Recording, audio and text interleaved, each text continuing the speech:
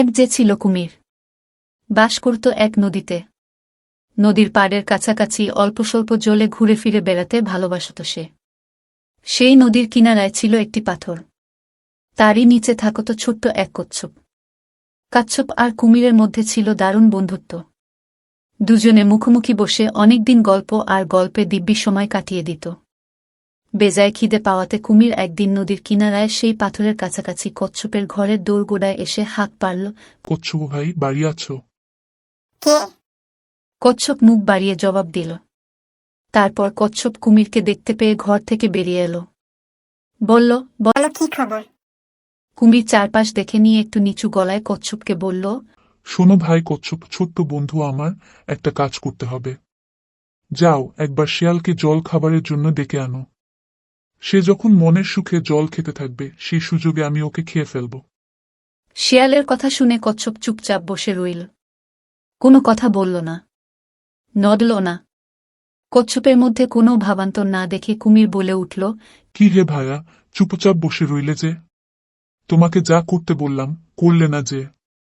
কুমিরের মুখের দিকে তাকিয়ে কচ্ছপ জবাব দিল, গিয়ে কোনো লাভ হবে না। আমি বললেও শিয়াল জল খেতে আসবে না।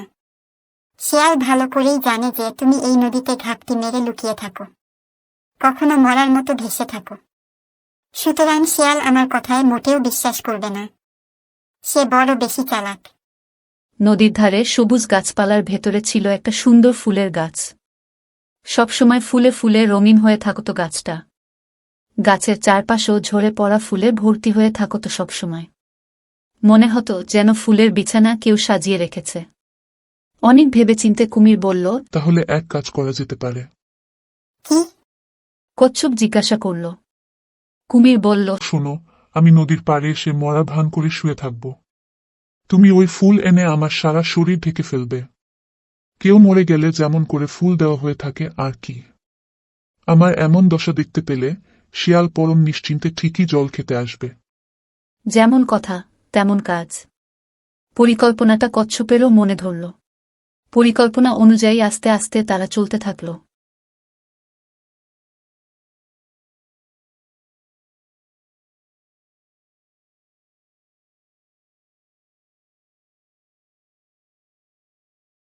নদীর পাড়ের ফুলগাছটার কাছাকাছি কুমির মরার মতো পড়ে রইল। একটা একটা করে ফুল এনে কচ্ছপও ঢেকে ফেলল কুমিরের প্রায় সারা শরীর।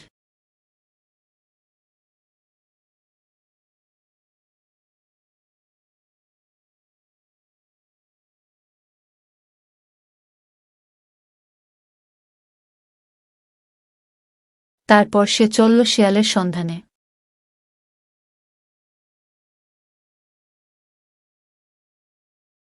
অনেক পথ যাওয়ার পর কচ্ছপ হঠাৎ শেয়ালের ডাক শুনতে পেল।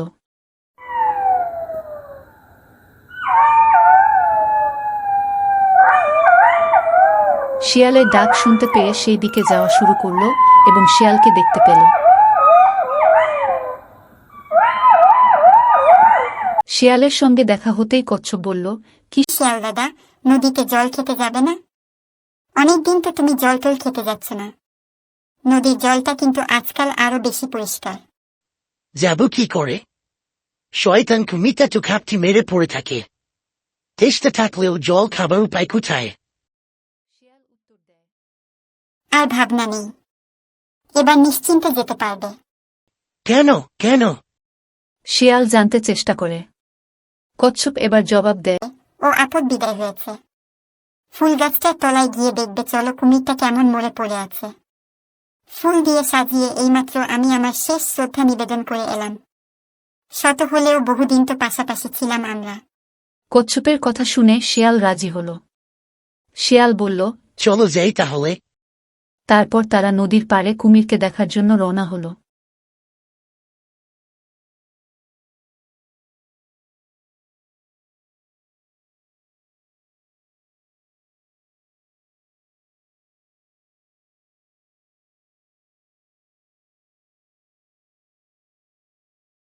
কচ্ছপের কথায় শিয়াল এল কুমিরকে দেখতে।